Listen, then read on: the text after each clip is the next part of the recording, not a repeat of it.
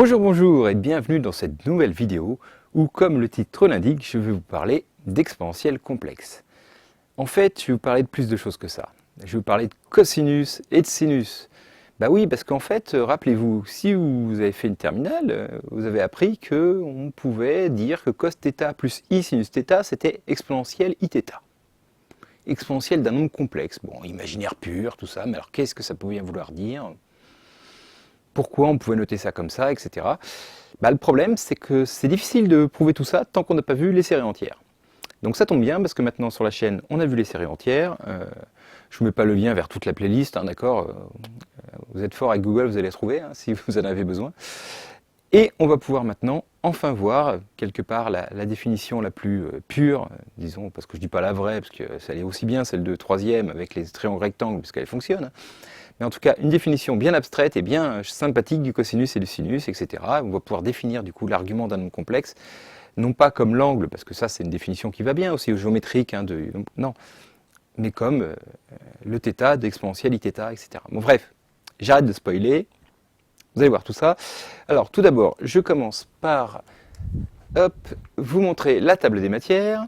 Donc on va définir ce que c'est que l'exponentiel complexe.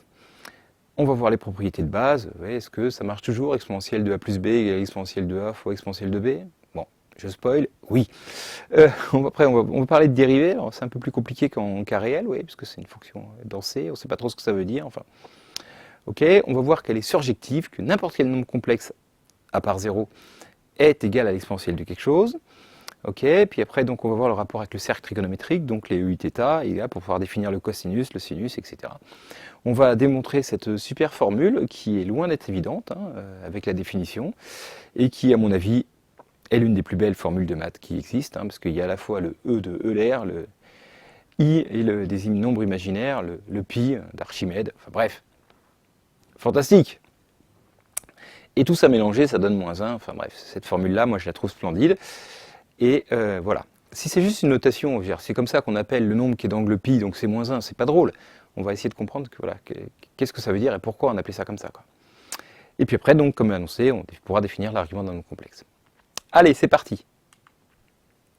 Donc, nous avons vu, hein, dans les séries entières, si j'ai le temps, je mettrai un petit lien là, vers le cours qui va bien, que pour tout x dans R, exponentielle x peut s'écrire comme ça. Alors, voilà, c'est une série entière. Comment on trouve ça, hein? C'est relativement facile parce que toutes les dérivées d'exponentielle x sont égales à exponentielle x. Donc la dérivée nième de exponentielle x en 0, c'est exponentielle 0, donc c'est 1. Et donc la série de Taylor de la fonction exponentielle x, c'est cette fonction-là, parce que f nième de 0 sur factoriel n, ça fait toujours 1 sur factoriel n. Et cette série entière, on a vu qu'elle avait un rayon de convergence égal à l'infini. Et donc pour toutes les valeurs de x, ça converge, et voilà, ça converge donc vers exponentielle x, etc. Ok. Donc, alors, bon, cette formule est sympa pour plein de trucs, pour approximer des valeurs d'exponentielle, ou dans des intégrales, dans des équadifs, on a vu toutes les applications possibles. Mais surtout, là où elle est bien, c'est que cette formule-là, eh bien, elle est tout à fait définissable si je remplace x par un nombre complexe. D'accord? Et donc, c'est comme ça que je vais faire pour définir, du coup, l'exponentielle d'un nombre complexe, un truc qui n'avait absolument pas de sens, vous voyez, a priori. Hein. E puissance i, qu'est-ce que ça peut bien vouloir dire? Et voilà, bref. Eh bien, exponentielle de z, un nombre complexe z quelconque, je vais dire, voilà, du coup, c'est la limite de cette somme-là. Donc, qui converge tout le temps, puisqu'elle est absolument convergente, hein, dans C, rayon de convergence infinie, tout ça. Donc, pour tout z en module, ça converge, donc ça converge, simplement, ok. Il n'y a pas de problème. Et du coup, voilà, donc on peut définir cette limite-là. On prend un z quelconque, ce truc-là converge, on appelle ça exponentielle z, la limite, ok. Et donc, voilà, comme je viens de le dire, rayon de convergence c'est l'infini, donc elle est bien définie, cette fonction, partout, pour n'importe quel nombre complexe, ok. Alors, quelles sont les valeurs simples qu'on peut calculer? Si z égale 0, ok, tous les termes à part le premier s'annulent, et puis le premier fait donc 0 puissance 0 qui fait 1 sur factoriel 0 qui fait 1, donc c'est 1. Ok, exponentielle 0 c'est 1, bon on le savait déjà pour les réels, mais voilà. Et puis on connaît les valeurs évidemment, enfin on connaît entre guillemets les valeurs pour les nombres réels. Exponentielle de 1 c'est e, ok, exponentielle de 2 c'est e au carré, ça, mais après voilà. On n'en sait pas plus, et donc on va essayer de tout comprendre. Alors, première propriété de base, hein, c'est comme la base de l'exponentielle, vous savez, c'est une façon de la définir, c'est de trouver une fonction qui vérifie ce genre de propriété. Donc voilà, hein, ça transforme les sommes exponentielles d'une somme en un produit, c'est le produit des exponentielles. Donc sur R, ça, on est bien convaincu que ça marche, enfin, j'espère. Hein. Et maintenant, pourquoi est-ce que c'est vrai sur C? Alors, bon, la démonstration, si vous ne savez pas que c'est vrai sur R, c'est bien parce que la démonstration que je vais faire marche de la même manière, évidemment, si on la restreint à R. Donc ça. Ok. Alors, donc, on va prendre un côté de l'équation. Donc là, j'ai pris exponentielle S multiplié par exponentielle T, donc j'obtiens cette série-là. La limite de cette série-là multipliée par la limite de cette série-là. Okay. Et voilà, ce sont deux séries absolument convergentes, tout ça. Donc on peut faire leur produit de Cauchy. Hein, pour les multiplier, on obtient de nouveau une série qui va converger. Et voilà, je l'ai noté Pn, le terme général du produit de ces deux séries. Et si vous connaissez la formule, c'est comme pour les polynômes. Pn, c'est la somme pour k allant de 0 à n de ce terme-là à l'ordre k, multiplié par le terme de cet ordre-là à l'ordre n-k. Hein. L'important, c'est que la somme des deux fasse toujours n, vous voyez, pour que le degré, ce soit le degré n ici. Ok, donc voilà, donc retournez voir les séries entières si vous ne comprenez pas ça. Hein. Donc Pn, c'est bien la somme pour k allant de 0 à n de ce terme-là à l'ordre k, ce terme-là à l'ordre n-k. Bon, alors qu'est-ce que je peux faire avec ça? Je peux tricher en disant qu'est-ce qu'il faut que j'arrive à la fin. Vous voyez, à la fin, il faut que j'arrive à avoir la somme des... Donc il faut que Pn ce soit égal à s plus t puissance n sur factoriel n. Ok, donc il faut du 1 sur factoriel n déjà, donc je peux le mettre. Ok, 1 sur factoriel n, et hop, du coup, je multiplie par factoriel n. Jusque-là, tout va bien. Et là, il faudrait que ça, ce soit s plus t puissance n. Et donc là, si vous ne le voyez pas, je vous conseille vivement d'aller voir ma vidéo sur la formule du binôme de Newton, qui doit également s'afficher là, si je n'ai pas oublié de le faire. Et voilà, parce que ça, hein, on reconnaît normalement k parmi n. Ok, hein, voilà, c'est la formule classique hein, pour savoir comment choisir k éléments parmi n. Et là, k parmi n fois s puissance k fois t puissance n moins k, c'est exactement la formule du binôme de Newton, donc c'est s plus t à la puissance n. Et donc ça, c'est s plus t puissance n sur factoriel n. Ok, et du coup, on obtient que e puissance s puissance t, du coup, c'est la somme des s plus t puissance n sur factoriel n, et ça, c'est exactement exponentielle de s plus t. Ok, donc vous voyez, pas très dur, si on connaît la formule du binôme de Newton, bien sûr. Ok, alors maintenant, je voudrais vous dire que la conjugaison, ça marche bien. Alors, qu'est-ce qu'on sait sur la conjugaison? C'est que le conjugué de z plus z', c'est le conjugué de z plus le conjugué de z'. Hein, on peut passer à la somme, conjugué d'une somme égale somme des conjugués. Pour la multiplication, ça marche aussi. Le conjugué de z fois z', c'est le conjugué de z fois le conjugué de z'. Ok, jusque-là, on sait tout ça. Si vous ne savez pas tout ça, il faut revoir les nombres complexes, hein, les amis. Hein. Sinon, c'est un petit calcul pas très compliqué. Vous posez x plus y pour z, x' plus y' pour z', vous faites le produit, vous regardez. Pas bien compliqué. Mais là, c'est plus compliqué parce qu'il y a des sommes infinies, vous voyez. Donc, hein, si je commence à me dire, oh là là là là, exponentielle de x plus y, là, c'est pas de x moins y, tout ça, ça va pas être facile de voir que c'est ça. Hein. Alors, sauf si on pense à une astuce qui est que l'application de conjugaison est continue sur C. Alors, qu'est-ce que ça veut dire qu'une application? Bon, déjà, pourquoi c'est vrai que c'est continu? Ça, vous devez le voir. Vous voyez, si je la prends de R2 dans R2, l'application, celle qui a x, y, ceci, x moins y. X, moins y. Hein. Donc, x donne x, c'est continu, y donne moins y, c'est continu. Vous voyez. Donc, l'application qui a x, y associe le couple x moins y est évidemment continue. Bon, bref. Donc, ça, c'est pas très dur. Vous voyez bien, deux nombres complexes très proches, leurs conjugués sont très proches, évidemment. C'est une symétrie, en fait. Hein. 50 000 arguments. Bref. Donc, mais si c'est continu, qu'est-ce que ça veut dire une application continue? Ça veut dire que si je prends une suite un quelconque, la limite des conjugués de un, la limite de un bar, c'est la limite de un, le tout conjugué. D'accord? Je peux faire avant ou après. Hein, c'est une fonction continue. Limite de f de un, c'est f de la limite de un. Ok? Donc là, cas particulier, je vais écrire mon exponentiel le conjugué de mon exponentiel z comme le conjugué de la limite d'une suite. Et donc la limite de cette suite, là, qui est la somme partielle jusqu'à grand N, de z puissance n sur factoriel n. Voilà, j'ai fixé un z quelconque, j'ai une suite à valeur complexe, tout va bien, mais bon, voilà. Et donc, cette suite-là est bien définie, je vais regarder sa limite quand n tend vers l'infini, le conjugué de ça, comme c'est continu, c'est égal à la limite quand grand N tend vers plus l'infini, du conjugué de cette petite somme-là. Ok? Jusque-là, très bien. Donc, maintenant, j'ai une somme finie. Donc, comme je vous l'ai dit, on sait que le conjugué, c'est compatible avec la somme. Donc, je peux dire que c'est la somme des conjugués de z puissance n sur factoriel n. Ok? Bon, alors la constante sur n factoriel, on peut la sortir, hein, ça ne gêne pas. Et comme c'est compatible avec le produit aussi, eh bien, c'est aussi la somme des z bar puissance n sur factoriel n. D'accord? Hein? Est-ce qu'on fait d'abord la puissance n ou après? Bah, c'est pareil. Et donc, bah, ça, voilà, maintenant on reconnaît, c'est exponentielle de z bar. Ok? Donc voilà, donc cette formule est démontrée. Et maintenant, je voudrais démontrer cette petite formule-là, qui est le module de exponentielle z, donc le module de la somme des z puissance n sur factoriel n, est égal à l'exponentielle de la partie réelle de z. Alors ça, c'est bien défini, parce que partie réelle de z, c'est un nombre réel. Donc l'exponentielle de ça, c'est la fonction exponentielle classique, c'est bien défini. Et pourquoi ça égale ça? Allez, au boulot. Donc oui, bah oui, donc ça veut dire quoi? Ça veut dire que vous prenez une feuille, un crayon, vous mettez sur pause, et vous essayez de démontrer ça, parce que c'est vraiment une démonstration qui est utile. D'accord? Sur les nombres complexes, on n'est jamais très fort avec les nombres complexes, il faut être honnête, on n'aime pas trop ça. Là, je parle pour les étudiants, parce qu'en fait, c'est génial.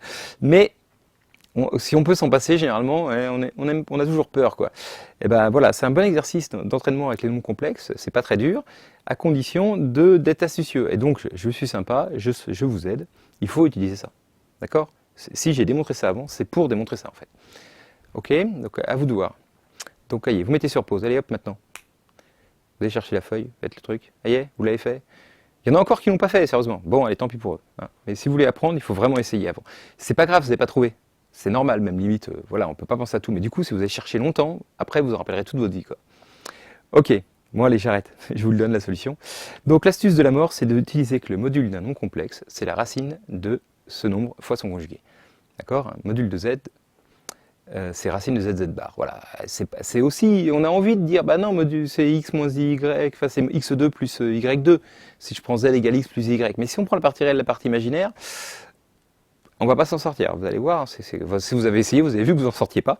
Alors que si on pense à utiliser cette formule-là, donc module de exponentielle z, bah, c'est racine de exponentielle z fois le conjugué d'exponentielle z, mais qui est égal à exponentielle de z bar, et que comme par hasard, bah, du coup, je peux utiliser ma super formule de la mort, puisque je sais qu'exponentielle de z fois exponentielle de z bar, bah, du coup c'est exponentielle de z plus z bar, avec la première formule qu'on a démontrée avant. Okay, et puis z plus z bar, vous devez savoir hein, maintenant que ça fait, les parties imaginaires s'éliminent et que ça fait 2 fois la partie réelle. D'accord? Donc ça fait exponentielle de 2 fois la partie réelle de z pour la racine, mais ça, c'est exponentielle de partie réelle de z au carré. C'est un nombre positif, donc quand je prends sa racine carrée, ça fait ça. Donc voilà. Donc au final, on a que ceci, c'est égal à exponentielle de partie réelle de z. Ok, donc voilà. Si vous entendez un petit bruit, c'est les joies du direct, il y a un petit téléphone qui sonne quelque part, je ne sais pas à qui il est dans le studio, et tant pis. On enchaîne parce que voilà, j'ai pas la flemme de tout recommencer depuis le début. Ok. Donc voilà. Alors application maintenant du fait que j'ai démontré ce truc-là, c'est là où c'est vraiment génial, enfin vraiment utile, c'est que, bah, regardez, si je prends maintenant un imaginaire pur pour z, bah, alors si je prends un réel, c'était pas dur, hein, parce que, je veux dire, c'est-à-dire qu'on le savait déjà, c'est positif, donc le module d'exponentielle A, c'est exponentielle A, ok, ouais, super. Bon, mais si je prends l'imaginaire pur, eh bien, du coup, la partie réelle vaut 0. Donc exponentielle 0, ça fait 1. Et donc le module de 8θ, c'est 1. Fantastique. Ah, d'accord hein, 8θ, on ne sait pas ce que c'était. Alors, jusqu'à présent, on l'avait appelé, les nombres complexes sur le cercle, on les appelait comme ça. Bah, déjà, ça se justifie un peu mieux, parce qu'effectivement, ce qui n'était pas complètement évident, c'est que si je fais ma somme, donc infinie, là, d'un nombre imaginaire pur, eh bien, le module de ça, c'est bien 1, je tombe bien sur le cercle. Hein, exponentielle d'un imaginaire pur, ça tombe bien sur le cercle de rayon 1. Chouette, satisfaisant quand même. Ok, allez, continuons maintenant à faire des petits rappels pour pouvoir étudier un peu plus précisément ma fonction exponentielle. Alors, qu'est-ce que c'est qu'une fonction de R dans C, ou d'un intervalle I dans C? Et bien, par définition, c'est une fonction qui peut s'écrire a de x plus ib de x, donc une fonction de R dans R, enfin de I dans R, une fonction B de I dans R, partie réelle, partie imaginaire, voilà. Ok? Bon. Donc une fonction de R dans C, c'est pas autre chose que ça. Alors, qu'est-ce que ça veut dire que c'est une fonction de R dans C est dérivable? Bah, c'est pas bien dur, la définition, c'est on dit elle est dérivable, c'est 1 de classe CK, même si la partie réelle et la partie imaginaire sont de classe CK. Voilà, c'est seulement si, il faut que les deux, si les deux ont toutes les bonnes propriétés, on dit que F a ses propriétés. C'est une définition qui n'est pas bien compliquée. Et puis donc la dérivée de f, eh ben, par définition, c'est a' plus ib'. Hein, ça choque pas trop, parce que voilà, c'est compatible avec la somme, l'addition normalement, et par produit par une constante, donc on définit ça comme ça. Je pense pas que ça vous choque. Et puis pareil pour l'intégrale, hein, si vous avez déjà vu les cours sur l'intégrale, c'est pareil. L'intégrale de f, bah, c'est l'intégrale de a plus i fois l'intégrale de b. On peut toujours découper partie réelle, partie imaginaire, en tout cas dans la définition. Ok? Très bien. Alors maintenant, je voudrais montrer que les propriétés des dérivées des fonctions de R dans C sont les mêmes que les propriétés pour les fonctions de R dans R. Bon, alors, allons-y. Je voudrais faire la formule donc pour la somme, c'est juste évident. Hein, je veux dire, a plus g, f plus g, la dérivée, ce sera la dérivée de f plus la dérivée de g, parce que les parties réelles s'ajoutent, les parties imaginaires s'ajoutent, je n'ai même pas à parler de ça. Mais je vais faire le produit. Vous voyez, est-ce que ça marche encore qu'un autre fameux problème est-ce que la dérivée de fg, c'est f'(g) plus g'(f), hein? Ok, de R dans R, ça marchait bien, de C dans C, c'est moins évident, parce que vous voyez, si je multiplie cette fonction par celle-là, bah, c'est pas A fois U déjà, vous voyez, la partie réelle, hein, c'est A fois U moins B fois V. Et la partie imaginaire, bah, c'est A fois V plus B fois U. D'accord, hein, celui-là fois celui-là, plus celui-là fois celui-là. Donc est-ce que tout ça, le moins, je vous rappelle, il vient du I au carré. Hein. Est-ce que tout ça, vous voyez, c'est pas si évident quand je dérive, hein, que je vais obtenir vraiment ça. Donc il faut le faire, donc voilà, faisons-le. Allez, on dérive tout ça. Alors c'est pénible parce qu'il y a 4 produits, à chaque fois utiliser la formule hein, pour des fonctions de R dans R. Donc A'U plus AU', jusque là tout va bien, moins B'V moins BV', ok, plus I fois A'V plus AV', plus B'U plus BU'. Ok, chouette. Bon, alors super, maintenant il ne faut pas se gourer quand on remet tout ça dans l'ordre. Hein. Donc, j'ai commencé par mettre, donc, hop, celui-là avec celui-là. Donc ça fait A' U de x moins B'V, plus I fois tout ça, plus U, enfin bref, j'ai fait en sorte, vous voyez, regardez, si vous faites les malins, vous allez voir, j'ai fait en sorte que ça fasse ici F fois G'. Hein, G', je vous rappelle, c'est U' plus IV', donc F fois G', ça fait AU' moins I VB', donc, enfin moins I au carré, plus I au carré, donc moins B'V, bref, c'est fait pour. Ok, donc vérifiez le calcul, je ne vais pas tout lire ça, c'est débile, et on trouve ça. Ok, faites-le vous-même, c'est un petit calcul rigolo. Pour le produit, ça marche bien. Ok, alors maintenant pour la composition. Donc imaginons que j'ai I et J, deux intervalles de R, et j'ai deux fonctions, voilà, F et G. Alors il y en a une, F elle va de I dans C, mais G elle va de J dans R, d'accord? Parce que pour composer, là, pour que je puisse faire F de G, ben, il faut que G ça tombe dans I. Je suppose que, vous voyez, l'image de G est incluse dans I. J'aurais pu mettre R dans R, mais des fois, prendre des fonctions qui sont sur R plus étoile, ah ben le théorème ne marche plus. Non. Bref, donc on a une fonction de J dans R, mais en fait de J dans I, j'aurais pu dire, mais elle ne prend pas forcément toutes les valeurs de I, mais bon, bref. Voilà, tel que ça, et donc après je fais d'abord G, une fonction, et puis après je prends F, où F, cette fois, c'est une fonction qui a valeur complexe, d'accord? Donc je peux faire f rond G, je me demande quelle est la formule de la dérivée de f rond G, maintenant, est-ce que ça marche encore? Donc f rond G est bien défini sur J, c'est fait pour, et puis par définition, f rond G, bah, c'est A de G plus I B de G, hein, oui. F c'est ça. Et donc si je dérive comme j'ai l'habitude, et bien du coup la dérivée de A de G, ça vous devez connaître la formule, c'est A' de G fois G'. D'accord? La dérivée d'une composée, je vous rappelle, on dérive à l'extérieur comme si que rien, et on multiplie par la dérivée de ce qu'il y a dedans. Hein. Donc A' de G fois G', plus I B' de G fois G'. Ok, puis si je mets G' en facteur, vous voyez, c'est magnifique, je trouve que c'est exactement f' de G de X fois G'. Ok, donc voilà la formule pour la composée de deux fonctions complexes. Ouais, c'est pas enthousiasmant, je suis d'accord avec mon petit avatar, c'est les mêmes formules que d'habitude, alors c'est un peu pénible de tout redémontrer, ben ouais, mais on sait jamais, ça aurait pu ne pas marcher si je vous avais dit, oui, pour une fonction de R dans C, les formules sont exactement les mêmes, bon, vous m'auriez cru, tout ça, mais voilà, est-ce que c'est vrai, tout ça, faut se méfier, des fois il y a des trucs qui changent quand même. Ok, allez, alors maintenant, je vais commencer à regarder un petit peu ce que c'est la dérivée de l'exponentielle. Alors, on va dire, bah oui, c'est l'exponentielle. Non, mais si je compose maintenant une fonction qui va de R dans C, d'un intervalle I dans C, et je vais regarder exponentielle de f de t. Alors, j'ai peut-être une nouvelle fonction qui va de R dans C, donc je sais dériver, a priori, hein, dériver de la partie réelle plus I fois dériver de la partie imaginaire, sauf que c'est un peu moins clair, là, ce que c'est que la partie réelle, la partie imaginaire. Donc, c'est pas complètement évident. Et ce que je veux vous démontrer maintenant, c'est que si je dérive cette application-là, eh bien, oh, surprise incroyable, ça fait f' de t fois exponentielle de f de t. Ok, donc la formule marche encore, même si une fonction est à valeur dans C. Ok, donc j'en ai besoin pour plus tard. Je ne fais pas ça que pour le fun. C'est pour démontrer je spoil. Attention spoil, pour démontrer qu'exponentielle z est surjective, je ne sais pas comment faire autrement que d'utiliser des propriétés là. Donc voilà. Bref, alors allons-y. Donc, faut démontrer ce truc-là. À rigueur, vous pouvez essayer de le faire vous-même. C'est pas bien compliqué. C'est du même niveau que ce qu'on a fait avant. Alors, on y va. Donc, je vais commencer par prendre un cas particulier, la fonction qui a g de t associée exponentielle it juste. Ok? Alors, donc c'est cette fonction-là, c'est la somme des i puissance n t puissance n sur factoriel n. Bon. Donc là, c'est une série entière, ok, hein, qui est à valeur complexe, donc qui n'est pas à valeur réelle, mais ça, c'est des constantes, d'accord? Donc ça, c'est pas bien dur. De toute façon, les dérivés de ça, c'est quand même pas bien dur, hein, parce que là, la partie réelle, la partie imaginaire, c'est pas très dur. C'est les sommes de termes pairs, c'est la partie réelle. Les sommes de termes impairs, c'est la partie imaginaire. Et à chaque fois, calculer les dérivés, c'est quand même super facile. Donc voilà, si je dérive, bah, du coup le t puissance n devient n t puissance n moins 1, donc ça simplifie avec le factoriel n, ça fait t puissance n moins 1 factoriel n moins 1. Ok, et donc voilà, si je change d'un petit peu d'indice, du coup, cette fois, maintenant, je remets les indices à 0, puisque pour n égale 0, ça, la dérivée est dégagée. Hop, et ben je trouve que c'est i puissance n plus 1 t puissance n factoriel n. Voilà, j'ai tout augmenté les indices de 1 pour les commencer de 0 à plus infini. Et là, je vois que si je mets un i en facteur, j'obtiens exactement la même chose qu'au début. Donc la dérivée de g', est égale à i fois g de t.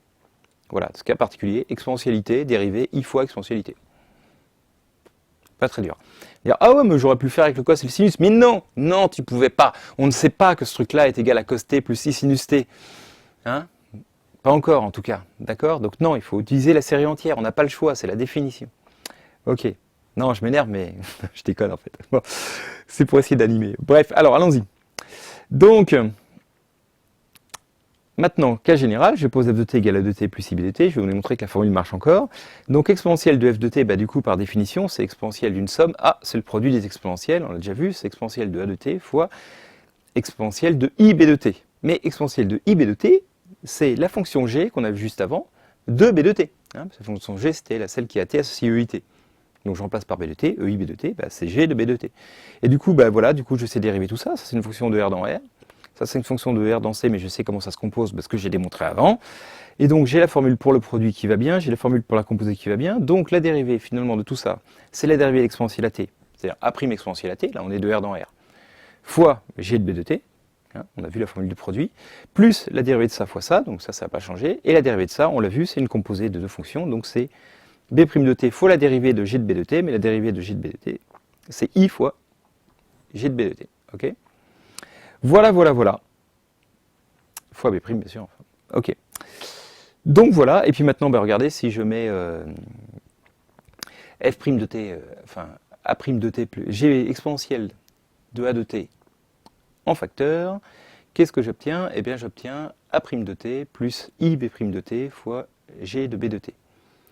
Ok, donc si je mets tous les exponentiels, hein, exponentielle de t, g de b de t en facteur, ce qui est égal à exponentielle de f de t, en fait, hein, j'obtiens a' plus ib' en facteur, et bien c'est exactement ce que j'ai écrit là, et donc ça fait f' de t fois exponentielle de f de t, puisque a' plus ib' c'est la dérivée de f.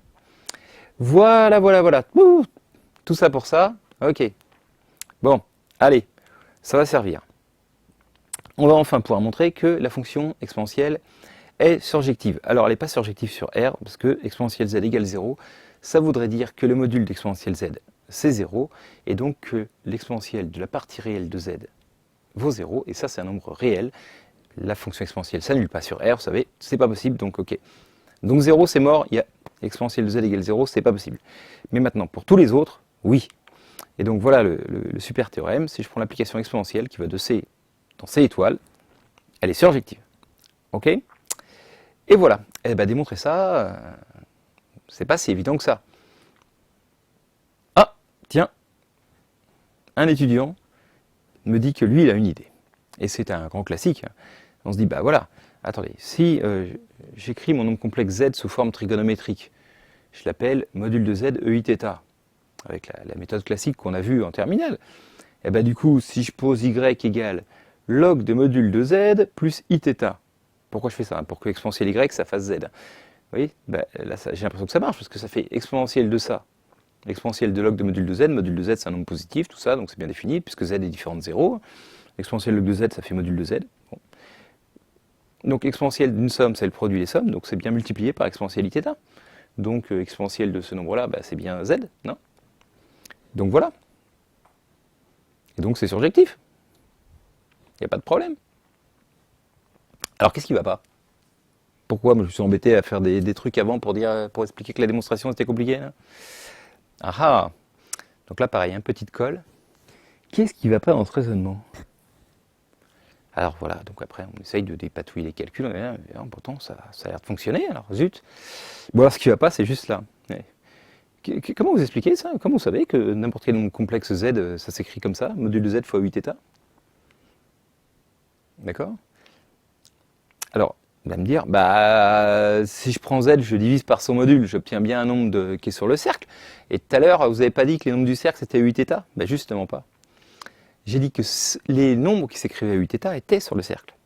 C'était le module 1, ok. Mais j'ai pas dit que les nombres des points complexes sur le cercle étaient forcément de la forme 8θ. C'est-à-dire que j'ai pas démontré que c'était surjectif sur le cercle. Ok, ça suffirait en fait. Pour démontrer, si j'avais démontré que tous les points du cercle, alors, n'importe où sur le cercle de rayon 1, un cercle trigonométrique, il existait un alpha tel que le nombre là soit 8 alpha, alors c'est bon. Tac. On prend ça et hop, on a l'antécédent. Donc, en fait, cette réflexion-là, elle montre juste qu'il suffirait de démontrer que ça atteint tous les points du cercle. Mais en fait, je ne sais pas comment faire pour montrer que ça atteint tous les points du cercle que démontrer que ça atteint tout le monde. C'est pas tellement plus simple en fait.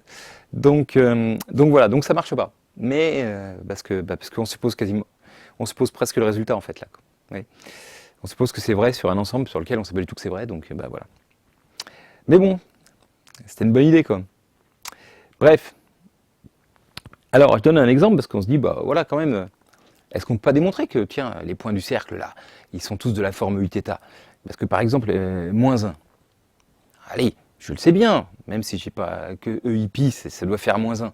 Donc lui, par exemple, c'est bien un point du cercle, bah, sauf que, vas-y, comment tu démontres ça?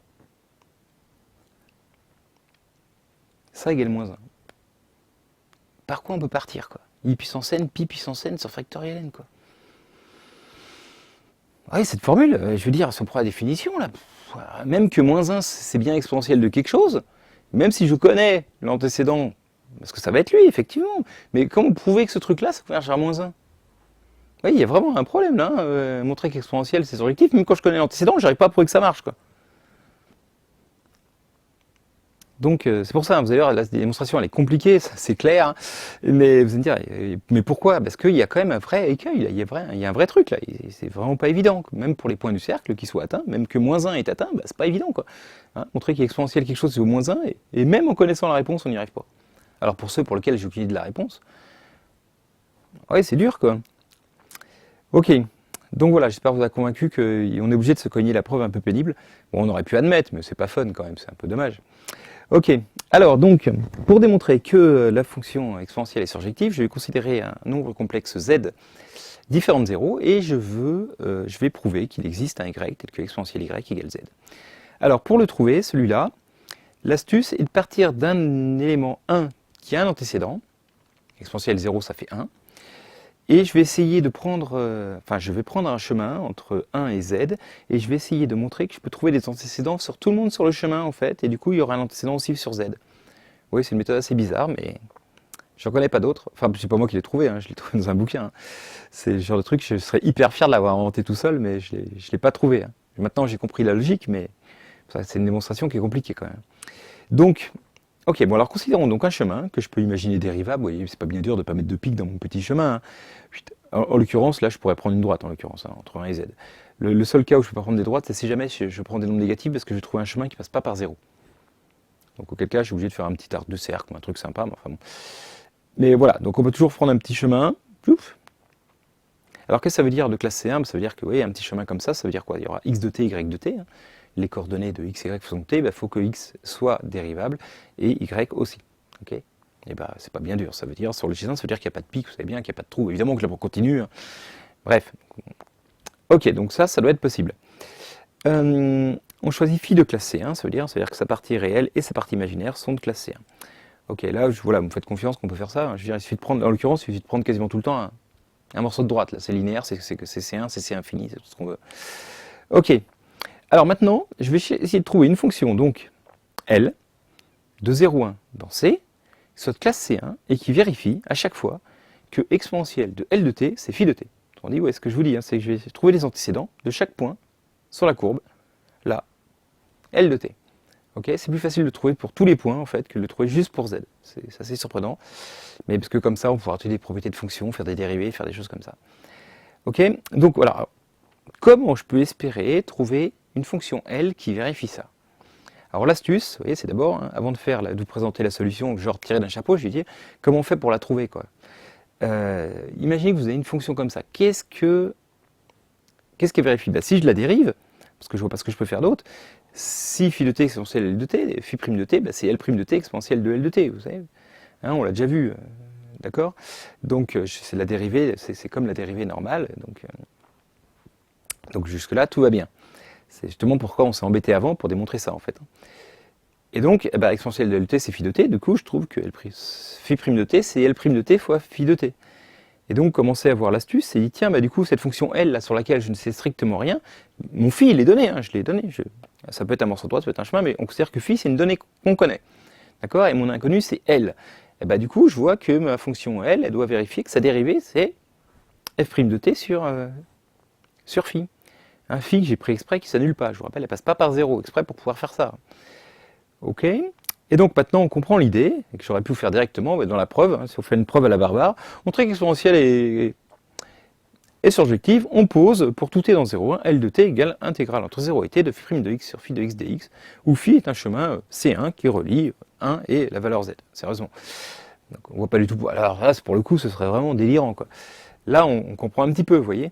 Donc, hein, je vous rappelle, donc ça, c'est une fonction qui va à valeur dans C, ça ne s'annule pas, elle est bien définie partout, donc je peux faire sa primitive, hein, on l'a vu, c'est la primitive de la partie réelle, même si ça, c'est très dur à écrire, la partie réelle de ça, hein, plus i fois l'intégrale de la partie imaginaire, donc, ok, je ne peux pas détailler, mais n'empêche que cette intégrale-là, elle a un sens, d'accord? Et donc là, ce qui est surtout super, c'est que du coup, la dérivée de ça, c'est phi' de t sur phi de t, hein, c'est fait pour. Donc maintenant, je pose l'application h de t égale phi de t exponentielle de moins L de t. C'est exactement la même preuve que pour les équations différentielles du premier ordre, hein, si ça vous rappelle quelque chose. Bref. Donc voilà, je pose h de t égale ça, parce que je veux montrer que phi de t est égal à ça. En fait, je vais montrer que h est une constante, hein, qu'elle est toujours égale à 1. Et comme ça, j'aurai démontré le résultat. Ok. Et donc, du coup, je la dérive. Alors, formule de produit, tout ça, phi' fois ça, moins, la dérivée de ça, c'est moins... Enfin, c'est plus la dérivée de ça fois ça, mais du coup, ça fait moins L' de t fois exponentiellement ça fois phi de t. Et là, du coup, si je mets, je regarde bien, regardez, c'est fait pour, hein, je vous rappelle que L' de t fois phi de t, c'est phi'. Donc L' de t fois phi de t, c'est phi'. Donc ça fait phi' exponentielle machin, moins phi' exponentielle machin, ça fait 0. Donc j'ai une fonction dont la dérivée est 0. Ok, et donc c'est une fonction qui est constante. Ah, vous n'avez pas démontré que si une fonction était dérivée nulle de R dans C, elle était constante. Oui, d'accord, mais alors, si la dérivée est nulle, ça veut dire que la partie réelle, sa dérivée est nulle, et la partie imaginaire aussi, sa dérivée est nulle. Donc la partie réelle est constante, la partie imaginaire est constante. Donc la fonction h, elle est constante, elle vaut h de 0, vaut h de 1. h de 0, ça tombe bien, c'était 1, puisque je vous rappelle que L de 0, c'était le... Enfin voilà, c'est parce que phi de 0 plutôt, c'était 1. Ok. Donc voilà. Et puis donc voilà, et bien donc ça vaut toujours, h de 0 vaut 1, et donc h de 1, il vaut par définition phi de 1, c'était z, exponentielle de moins L de 1. Et donc ça vaut 1, et donc z est égal à exponentielle de L de 1. Et donc j'ai trouvé un antécédent pour z, qui était quelconque à la base, à part 0. Et donc voilà, j'ai démontré que c'était surjectif. Fastoche, non? Oui, oui, alors oui, donc non, vous n'êtes pas nul. Mais évidemment, vous n'auriez pas trouvé cette preuve. Moi-même, je veux dire, je ne l'aurais pas retrouvée, enfin, j'aurais dû galérer pour la retrouver. Après, j'ai compris l'idée, vous voyez, quand j'ai commencé à la lire, je me suis dit, ok, je comprends comment ça marche, mais franchement, quoi, c'est vraiment super chaud, quoi. D'accord? Donc c'est un résultat classique, voilà, c'est bien d'avoir vu la preuve une fois, mais honnêtement, il ne faut pas la savoir, hein. Pour faire les exos, en cogner complet, hein. Voilà, c'est pas partie de choses importantes, mais par rigueur, je voulais quand même faire les démonstrations propres pour ceux que ça intéresse. Ce qui est intéressant, c'est maintenant. Ouais, vous auriez pu le dire avant, de sauter les 20 premières minutes ou les 30 premières minutes, je ne sais pas où on en est. Bref, allez. Donc voilà. Alors, prenons maintenant mon cercle trigonométrique, tout ça, l'ensemble des nombres complexes de module 1. eh ben, je sais que pour n'importe quel nombre z qui est dans mon cercle unité, il existe un y tel que exponentielle de y égale z, puisque on vient de le voir, exponentielle est surjective. Okay, mais comme le module d'exponentielle y c'est 1 et c'est exponentielle de partie réelle de y, bah, j'en déduis que partie réelle de y c'est 0, puisque c'est la seule valeur qui vaut 1. Quoi. Exponentielle x égale 1 pour x dans R, c'est forcément x égale 0. D'accord? Donc je démontre la réciproque que je disais depuis, que j'aurais eu besoin tout à l'heure hein, pour démontrer que c'était surjectif, c'est que si je suis sur le cercle, il existe bien un nombre θ tel que z soit égal à uθ. Okay, c'est forcément un imaginaire pur, le y, donc bah, il s'écrit comme ça. Donc voilà, hein, application au cercle, n'importe quel point du cercle peut s'écrire uθ. Okay, donc là, jusque-là, tout va bien. Et donc, on a les formules évidemment classiques, puisqu'on a vu que si on multiplie deux choses comme ça, ça s'ajoute, et donc les i, je peux les mettre en facteur, donc vous avez la formule classique, et donc l'application qui a θ associe euθ, pour résumer un petit peu ces propriétés-là, c'est un morphisme de groupe surjectif. Hein, surjectif, on vient de le voir, n'importe quel point du cercle est dans l'ensemble image, et cette relation-là, on appelle ça un morphisme de groupe. Attention, il est rigolo ce morphisme de groupe, parce que c'est pas du tout la même loi au début et à l'arrivée. D'accord? C'est pour ça qu'il est bien, qu'il est original et tout ça. Mais voilà, ça c'est sympa de le dire comme ça, mais c'est les propriétés que vous connaissez bien. Ok? Donc chouette. Alors maintenant, définition du cosinus et du sinus. Eh ben, pour tout x dans R, eh ben, on définit cos x comme partie réelle de EX. Voilà. Et puis sinus x comme partie imaginaire de EX. Alors voilà, à la rigueur, il y a une définition, on peut faire la même chose avec z. Hein. Cos z, la partie réelle, c'est voilà, la partie réelle de EIZ. Et sinus z, c'est la partie imaginaire de EIZ. Ok, mais bon. Déjà pour les réels, je définis comme ça. J'ai un point sur le cercle, hop, d'accord, EIX, là, c'est un point sur le cercle, bah, son abscisse, j'appelle ça cosinus x, et son ordonnée sinus x. Ok? Jusque-là, tout va bien. Alors, du coup, ben, regardez, c'est pas bien dur, parce que c'est EIX, hein, je vous rappelle, je l'ai écrit un petit peu avant, bah, c'est la somme des ix puissance n factoriel n, et donc i puissance n, bah, ça vaut x puissance 2n, plutôt ça fait moins 1 puissance n, donc si je prends que les termes pairs, les i puissance 2n s'éliminent, font moins 1 puissance n, donc j'obtiens exactement cette somme-là, je prends que les termes pairs de l'exponentielle avec le signe qui change un coup sur deux, et puis pour le sinus, donc la partie imaginaire, bah, c'est les termes impairs, et cette fois i puissance 2n plus 1, bah, ça fait i fois moins 1 puissance n, et donc j'ai enlevé les i parce que c'est la partie imaginaire, et j'obtiens donc la somme des termes impairs alternés aussi, et j'obtiens le sinus x. Okay, donc voilà, ça c'est les développements en série entière de cosinus et de sinus qu'on connaissait déjà, enfin, avec les définitions anciennes de cos et de sinus, d'accord. Donc voilà, ça se mord la queue, c'est quand même agréable. Et ce que je voulais vous expliquer, donc, c'est que la dérivée de sinus en 0, bon, alors regardez, hein, c'est cette formule-là, sinus. Hein. Si je dérive sinus avec cette formule de série entière, vous voyez bien que j'obtiens cosinus, hein, c'est pas bien dur, ça fait 1, ça c'est le 3 sur 6, ça simplifie, ça fait moins x2 sur 2, etc. Donc sinus prime de 0, c'est cosinus de 0, c'est 1. Et donc pourquoi je voulais vous expliquer ça? Bah, parce qu'en fait, vous voyez, l'ordonnée là, quand je suis en 0, l'ordonnée, la dérivée de l'ordonnée, donc de sinus, quand je fais EX, elle est positive. Donc ça veut dire que quand je prends EI0 qui est là, et je prends EX, un nombre EI 0,1, 0,2, 0,3, je pars dans ce sens-là. Hein, c'était juste ça que je voulais vous expliquer. Voilà, ça commence à augmenter quoi, au début, hein, c'est pas si évident que ça. Vous voyez, bon, parce qu'en fait, quand x est proche de 0, c'est lui qui gagne, donc cosinus augmente qu'au début, d'accord? Ok, donc voilà. Donc, grâce à cette formule maintenant fantastique, on peut démontrer plein de formules sur le cosinus et le sinus sans s'embêter. D'accord? Donc c'est vraiment comme ça qu'il faut faire. Il ne faut pas apprendre les formules de Trigo autrement que comme ça. On ne prend pas par cœur ce genre de truc. Hein. Je veux dire, ça découle immédiatement de ce truc-là. Vous voyez, si vous avez EI alpha fois EI bêta, bah oui, c'est EI alpha plus bêta. Du coup, la partie réelle de ça, c'est cos alpha plus bêta. Bah, la partie réelle de ça, c'est, vous savez, la partie réelle de lui fois la partie réelle de lui, ça fait cos cos, moins la partie imaginaire de lui fois la partie imaginaire, moins sinus sinus. Voilà, ça se fait quasiment de tête, d'accord? Si on écrit ça sur son brouillon, et ça, on le retrouve en 2-2, quoi. Ok? Donc les cas particuliers qui, alors là, pour le coup, ça peut être utile de le savoir par cœur, parce que vraiment ces formules on les utilise tout le temps, c'est si alpha égale bêta. Donc si alpha égale bêta, vous voyez, bah, je remplace, hein, ça fait cos carré alpha moins sinus carré alpha. Donc cos, enfin, Donc la cos de 2θ, si je prends alpha égale bêta égale θ, ça fait ça. Et petite astuce, le cos carré, là, plus sinus carré, ça fait 1. Du coup, ça fait cos carré plus sinus carré moins 2 sinus carré. Du coup, ça fait 1 moins 2 sinus carré. Ou j'aurais pu dire aussi que c'était cos carré θ plus cos carré θ moins cos carré θ moins sinus carré θ, donc moins 1. Donc voilà, ces formules-là sont vraiment super pratiques, sont vachement utiles. Donc je pense que celle-là, pour le coup, ça peut être pas mal de les savoir par cœur. Et celle-là aussi, hein, du coup, voilà, c'est celle de sinus, hein, que je remplace alpha égale bêta par θ. Je la trouve en 2 secondes. Donc voilà, vraiment des formules. Celle-là vraiment, je pense qu'il faut les connaître par cœur. Hein. Okay, et vous voyez comment on les redémontre super facilement avec les nombres complexes, quoi. Hein, pour ceux qui disent c'est compliqué les nombres complexes, bah ouais, mais alors, par certains côtés, c'est cool, quoi. Donc voilà, d'autres formules, évidemment, hein, cos θ, bah, c'est la partie réelle, donc c'est que z plus z bar sur 2, vous savez bien, la partie réelle de nombre z, donc EIθ plus EI moins θ sur 2, ok. D'accord. Pourquoi EI moins θ, c'est le conjugué de EIθ, parce qu'on l'a vu, le conjugué de EIθ, c'est E de conjugué de EIθ, donc moins Iθ, ok.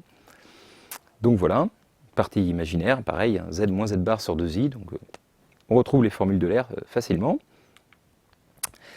Et donc voilà, alors maintenant pi, bon, ben on a vu hein, que donc sur notre cercle, là, on commence à partir, ok, on a UI0, on part, plop, plop, plop, on a des valeurs, clac, clac, clac sur le cercle, boum, bon, au bout d'un moment, ça fait moins 1, d'accord. Alors après, ça risque de le refaire, ça va le faire sans doute plusieurs fois. Ben, le plus petit état positif tel que UIθ, c'est moins 1, je l'appelle pi, c'est la définition de pi, c'est ça, ok, c'est la première fois que, hop là. Et du coup, ben voilà, alors déjà pourquoi ça existe? C'est vrai qu'on pourrait se dire pourquoi il y a forcément un θ positif tel que ça.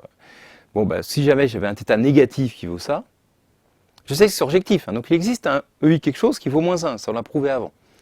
EI alpha vaut moins 1, ça existe. Si jamais alpha était négatif, donc c'était EI moins θ qui était égal à moins 1, ben du coup, c'est pas très dur, je fais le conjugué de chaque côté, EIθ est aussi égal à moins 1. Donc il y en a forcément au moins un positif qui existe, et donc je prends le plus petit. Ok, alors normalement on me dirait oui, il faut prendre l'inf, normalement une partie de R+, ça a toujours une borne inférieure, c'est pas forcément un élément minimum, sauf que là je sais que c'est surjectif, d'accord. Donc le nombre là, EIpi, je sais qu'il vaut moins 1, d'accord, parce qu'il en existe un qui vaut moins 1, hein. Je le sais, d'accord, c'est surjectif, il existe un alpha tel que ça. Et donc je prends le plus petit alpha qui marche, et je l'appelle, voilà. Et donc j'ai cette super formule là, EIpi égale moins 1, ok. Et du coup, bah voilà, du coup, si j'ai compris, d'après les formules que j'ai, vous savez, si je fais i au carré, ça fait moins 1, donc EIpi sur 2 au carré, ça fait aussi EIpi, d'après les formules qu'on a vues avant, vous voyez, ça s'ajoute et tout. Donc forcément, EIpi sur 2 est là, EIpi sur 4 est là, c'est les propriétés de morphisme de groupe que j'utilise, et on a tous les dessins qu'on a l'habitude et tout, voilà. Et donc la vie est belle. Non? Il n'y a pas une arnaque, quand même? Ben oui, il y a une arnaque complète, parce que pi, je suis désolé, mais non. Pi, je le connais, je peux faire comme si tout de coup, tiens, il y en a plein qui font comme ça. Hein. Regardez Rudin, c'est assez rigolo, dans son tout premier chapitre, il parle d'exponentielle complexe, c'est pour dire que c'est un sujet fondamental, et puis il balance, on définit pi comme ça. Non mais sérieusement, pi c'est défini, quoi, 3, 14, 15, tu peux pas le sortir comme ça, quoi. Je veux dire, c'est pas un truc qui sort de la charrue, quoi. Donc non. On appelle alpha la première valeur telle que Uθ égale moins 1, voilà, et donc il y a EI alpha qui vaut moins 1, et je peux décomposer mon cercle comme ça, EI alpha sur 2, EI 3 alpha sur 2.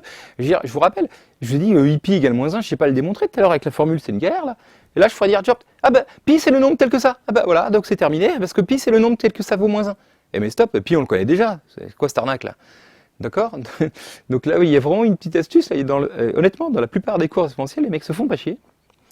Je leur en veux pas, c'est traditionnel de dire voilà, on définit pi comme ça, comme si genre on l'a jamais vu avant, quoi. Non, sérieusement.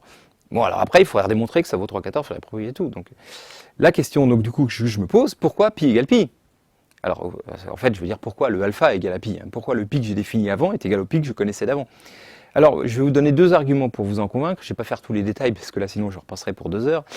Mais le premier argument, c'est que je vais étudier les fonctions cosinus et sinus géométriques traditionnelles. Vous savez, celle qui disait que cosinus x et sinus x, c'était l'abscisse et l'ordonnée du point sur le cercle correspondant à une longueur d'arc ici qui est égale à x. Parce que vous savez, les angles en radian, c'est exactement la longueur de l'arc qui est là. Donc traditionnellement, sinus x et cos x, c'est ça. On dit, là, c'est EIX, pourquoi EX il est là quand la longueur de... Ici c'est I, quoi. C'est ça la question. Hein. EIX est sur le cercle, mais pourquoi il est à cet endroit-là, quoi. D'accord? Pourquoi géométriquement ça coïncide avec avant, quoi. Alors, une des méthodes, c'est de démontrer les formules de trigo usuelles, alors avec le produit scalaire, avec des formules de géométrie, vous voyez, pas avec les nombres complexes, pas avec Uθ, du coup on se fait chier. On peut démontrer les formules de trigo, cos alpha plus bêta, etc., etc. Moi je l'avais fait en première, sérieusement, mais quelle horreur, que je me dis, mais pourquoi je ne l'ai pas vu après les nombres complexes, parce que franchement, quoi. Bon, c'est tellement plus facile avec les nombres complexes. Mais donc, on peut le faire comme ça. Après, avec des encadrements, là, vous voyez, on montrait que cette longueur rouge et cette longueur verte, elles deviennent très très proches quand l'angle tend vers 0 et donc sinus x sur x tend vers 1. Ça, c'est important, d'essayer par majoration de démontrer ce truc-là proprement. Et du coup, alors après, une fois qu'on a démontré ça, c'est pas dur, parce que là, ça veut dire que sinus est dérivable en 0 et que sa dérivée, c'est 1. Et avec les formules de trigo, du coup, sinus x plus h, eh ben, on utilise les formules qu'on a vues avant, et on ramène sinus x, etc., et on ramène à sinus h sur h, et si ça tend vers 1, on peut démontrer que la dérivée de sinus, c'est cosinus, et que la dérivée de cosinus, c'est moins sinus. Jusque-là, ça va. Mais du coup, une fois qu'on a ça, ben, on connaît toutes les dérivées énièmes de sinus et cosinus, etc., et donc on peut les démontrer qu'elles sont développables en série entière, comme on l'a fait en fait avant, en admettant tout, enfin, en admettant ces choses-là, hein, et qu'on avait vu avant. Et du coup, on retrouve les formules de cos et de sinus d'avant. Et donc, c'est les mêmes, d'accord? C'est bien le même endroit, puisque le cosinus x des sinus x, c'est la même valeur, d'accord? Donc ça, voilà, une méthode, hein, pour montrer que le cos nouvelle formule et le cos ancienne formule, c'est les mêmes, bah voilà. Et donc, la première valeur strictement positive qui annule sinus, bah, c'est bien pi, ça on le connaissait, le pi, d'accord, d'avant. Hein. Vous voyez, le sinus, la première valeur qui annule, c'est quand je suis là, bah, c'est bien le même. Ok? Donc maintenant, je vais faire une autre preuve, mais alors c'est pareil, celle-là je vais la faire, mais ça demande des prérequis que je ne sais pas si vous connaissez, mais c'est de calculer la longueur du demi-cercle, avec mon alpha, là, oui, je suppose que, d'accord, cette fois, hein, que j'appelle alpha, la première valeur pour que Euθ ça monte, là, EI alpha, la première valeur où ça vaut moins 1, ok, et je calcule la longueur de mon truc, là. Alors, comment on peut faire ça? Parce que je peux paramétrer, du coup, avec mes formules, hein, cos t, sinus t, jusque-là tout va bien. Je peux paramétrer entre 0 et alpha et R2, hein, parce que c'est la partie réelle, la partie imaginaire de mon UIT, donc voilà. Et là, c'est là le théorème que je ne sais pas si vous connaissez, qui est important. Si une courbe est paramétrée par deux fonctions x, y, d qui sont dérivables, etc., même de classe C1, alors la longueur de la courbe, c'est l'intégrale entre a et b de la norme du vecteur gradient, si je veux parler clair, mais enfin rapide, en tout cas c'est racine de x' au carré plus y' au carré, d'accord? Donc voilà, ça c'est, là c'est le vecteur dérivé, si vous voulez, le vecteur tangent dérivé, x' plus y'. X', y', c'est coordonnées, donc sa norme, c'est racine de x' carré plus y' carré. Ok? Et donc si on fait l'intégrale de ça, on trouve la longueur de la courbe. Bon, c'est classique, j'ai pas encore fait de vidéo pour expliquer ça, mais ça viendra un jour. Bon, mais si on admet ce truc-là, du coup, c'est pas bien compliqué, parce que du coup, la longueur du demi-cercle, c'est l'intégrale entre 0 et alpha, paramétrisation, de racine de sinus carré plus cos carré, mais ça, je sais que sinus carré plus cos carré, ça fait 1, et donc ça fait l'intégrale entre 0 et alpha de 1 dt, ça fait alpha. Et donc la longueur du demi-cercle, c'est alpha, donc c'est bien pi, d'accord? Parce que pi, c'est défini comme la longueur du demi-cercle. Donc de nouveau, je vois qu'il y a bien pi égale pi, hein? Enfin, alpha égale pi, donc c'est bien la même chose, et voilà. Et donc le cosinus qu'on a vu en troisième, c'est bien le même que celui qu'on a vu maintenant. Ah, ok. Alors maintenant, on va pouvoir enfin parler de l'argument d'un nombre complexe. Qu'est-ce qu'il faut que je justifie encore un tout petit peu? C'est que quelles sont les valeurs de t telles que EIT égale 1? Ok, donc j'ai vu 0, bah, si t égale 0, ça marche. Bon, bah, ce que je vais vous montrer, c'est que c'est les multiples de 2pi. Ça va me dire, bah ouais, ok, d'accord. Bah, les multiples de 2pi, quelque part, on le savait déjà, parce que EIpi, ça vaut moins 1, donc au carré, ça fait 1. Donc EI 2pi, ça fait 1. Et puis du coup, après, si je mets au carré, EI 4pi, ça fait 1, et ainsi de suite. Je fais l'inverse, EI moins 2pi, ça fait 1. Mais montrer qu'il n'y en a pas d'autres. Voilà. Alors, comment on fait ça? Bah, du coup, je vais écrire tous les multiples de 2pi qui sont là, de ce côté-là, vous voyez. J'ai pris les positifs, mais ça ne gêne pas.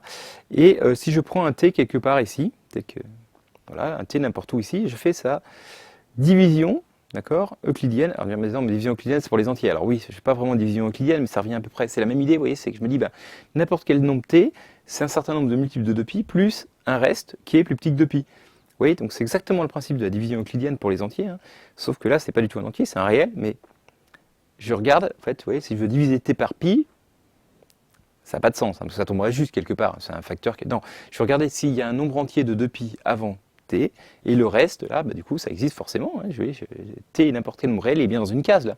J'ai pris des cases, hein, tous les 2pi, je mets un truc, bah, le nombre t, il est forcément dans une case. S'il tombe pile, bah, tant mieux, s'il tombe pas pile, bah, il reste un petit r, là, qui est positif ou nul, et puis qui est strictement plus petit que 2pi, d'accord? Mais du coup, EIT, bah, ça fait EI de 2pi, de 2npi plus r. Ça, je développe tout ça, ça fait EI de pi puissance n plus EIR. Donc ça fait EI de pi, ça fait 1. D'accord, c'est pareil que EI0, tout ça, donc c'est bien. EI ça fait moins 1, donc EI2pi ça fait 1, donc ça, ok. Et donc finalement ça fait EIR. Et donc ça veut dire que voilà, j'ai un nombre qui est strictement plus petit que 2pi, tel que EIR fasse 1. Mais donc voilà, donc EIT égale 1, ça implique que EIR égale 1. Jusque là, tout va bien. Mais ça implique que R égale 0, parce que rappelez-vous, c'était la plus petite valeur, hein, telle que EIpi est égal à moins 1, d'accord? Donc c'était pi sur 2. Enfin, c'était 2pi, la plus petite valeur, telle que ça fasse 1. Ok? Donc voilà, donc ça me montre que le reste soit c'est 2pi, mais il est strictement plus petit que 2pi, donc c'est forcément 0. Voilà. Donc bref. Et donc finalement, voilà, donc si j'ai EIT égale à EIU, bah, ce RT est égal à U modulo de ZNpi, vous le savez bien. Donc voilà, il n'y a pas d'embrouille sur les cercles, tout se passe bien, c'est tout ce qu'on a vu jusqu'à présent, les angles Uθ, c'est tout magique. Et donc voilà. Et donc maintenant, si je prends un nombre complexe C n'importe comment, et bien si je le divise par son module, d'accord, et bien je prends Z divisé par module de Z, j'obtiens un nombre de modules 1, et donc qui correspond à un élément EIθ du cercle. Et bien EIθ, ce θ correspond à la longueur qui est ici, donc c'est la mesure de l'angle en radians, et donc il n'y a pas de souci. Il existe toujours un réel θ unique, que je peux choisir entre moins pi et pi, enfin il faut qu'il soit entre moins pi et pi pour être unique, hein, parce que sinon il y a d'autres, tel que Z égale module de Z EIθ. Et donc ce nombre, on l'appelle l'argument de Z, voilà, et c'est l'angle qui fait en radian entre l'axe des R+, là, des réels positifs, et l'axe, la demi-droite reliant l'origine et le point d'affixe Z. Et voilà, tout ça pour démontrer forcément l'argument.